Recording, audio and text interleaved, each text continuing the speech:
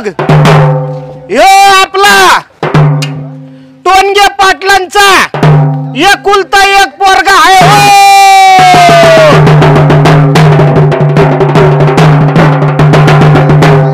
10 वर्ष झाली पाटील ह्याच्यासाठी पोरगी शोधत्यात, पण त्याला काय पोरगी मिळाली नाही हो. तर पाटलाचं असं म्हणणं आहे, पोरगी मिळत नाही म्हणून शेवटची गावात दवंडी द्या, नाही तर ह्याला असं सोडून द्या हो. तर कोणाकडे पोरगी असेल तर ह्याला देऊन टाका, नाही तर बिचारा रखडलेला तसाच राहीन हो.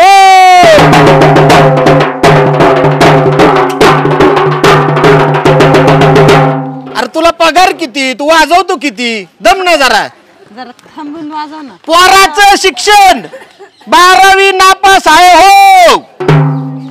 पोराला पगार 11,000 रुपये महिना आहे हो. पोराला जमीन 2.5 एकर आहे हो. त्याच्यात एक कोरडा बोर आणि एक अर्धी हिर आहे हो.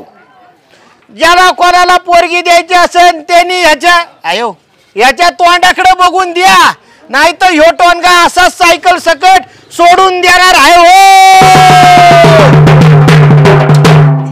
आणि पाटलांचं म्हणणं आहे, काळी चालन, बेंद्री चालन, एकनी चालन, 2 पोरांची आई चालन, कसली बी चालन, पण याला एकदाची पोरगी द्या हो. टाळ्या काय वाजवताय, झालंय का याचं लग्न? अरे थांब बाबा, सायकल भाड्याची आपटू नको, बस खाली. याच्यामुळेच तुझं लग्न व्हायना झाले. अरे लाज वाटती का हे टोनगे?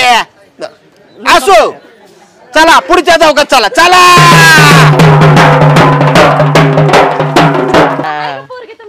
कशी बी जमन हाय का?